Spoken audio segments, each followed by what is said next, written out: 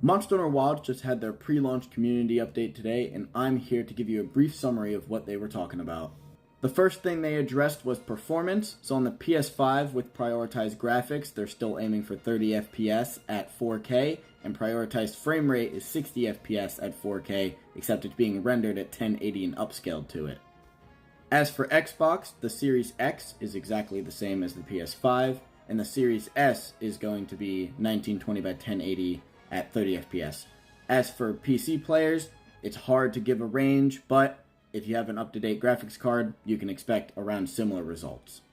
Next up, they talk more about hit stop and how that they're adjusting the weight of certain weapons to make them feel better, and they're also mitigating friendly fire. So for example, they showed off how the uppercut for the hammers no longer sends players flying, but just knocks them onto the ground. They also confirmed that these reactions can be further mitigated with the shockproof jewel. And here is a short example of what that looks like. As you can see, the players no longer go flying, instead they just fall on their ass. To me, I'm kind of sad about it. I like the friendly fire in Monster Hunter, but it is what it is. Next, they also addressed the issue of monsters leaving too frequently in the beta. They said that these frequencies will be around the same as Monster Hunter World if you're used to playing that. They then talked about some of the weapon changes. So firstly, they went over the Insect Glaive. They added the Vaulting Dance back, and they also showed off that the aerial attack power increases for every vault that you do. They also added in an offset attack to the Descending Slash, as well as adding additional buffs to the extracts to prioritize getting those.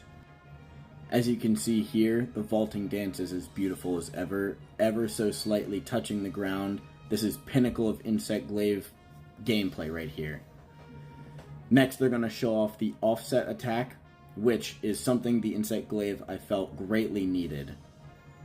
Look at that. Amazing. Next up is the Lance, and to me, these changes seem to be the best out of all of them. So the charge counter now allows guarding while charging and can be chained into other moves. The Power Guard can now be charged to higher levels more quickly when used to successfully defend against powerful attacks. So that means that the Power Guard can get instant level 3, which is insane. And the Perfect Guard and Power Guard can now be chained into new moves. The Lance, eating good. Here's an example of some of the following changes. As you can see, it looks amazing. Look at those power charges. You get the Perfect Guard in there.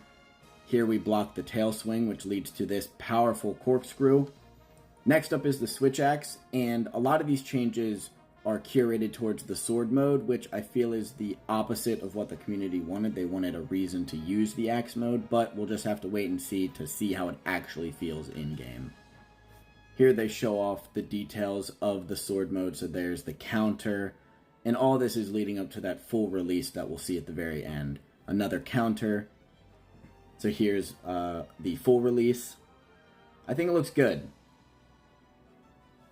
Again, my only gripe with it is they're only showing off the changes to the sword mode. We don't know if they made any changes to the axe, but I hope they did. Here's the video that they showed off, kind of describing these changes, but again, most of the changes were responsiveness and attack damage, so you're really just seeing the Sword and Shield normal gameplay. I think later on we see the rising uppercut out of guard, but again, it's just the normal Sword and Shield that we all love. They then talked about the bow and how they increased the attack power of the normal attacks and arc shots of the bow. And they also nerfed the focus strike, where instead of focusing on all the wounds at once, it targets them one by one with a slight delay. And I understand why they did this, because the bow was fucking busted, but we'll just have to deal with it.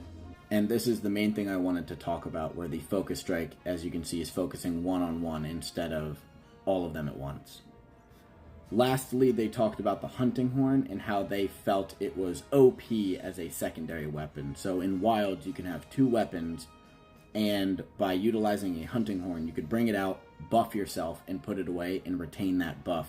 So the changes that they made are the buffs are stronger on yourself and a bit weaker for your teammates, But if you put that weapon away and take out your other weapon, the buff from the hunting horn will be reduced in timer to incentivize you to use the hunting horn as your main weapon as opposed to the secondary just for the buffs. Lastly, they talked about how certain weapon skills are going to be tied to weapons now because they wanted to incentivize people running different armors in different sets, especially now that we can use 2 weapons, and they didn't want us to be locked down to having an armor that's good for one weapon and then you swap to your secondary and that secondary weapon doesn't have as much as a benefit from your armor as your first one does.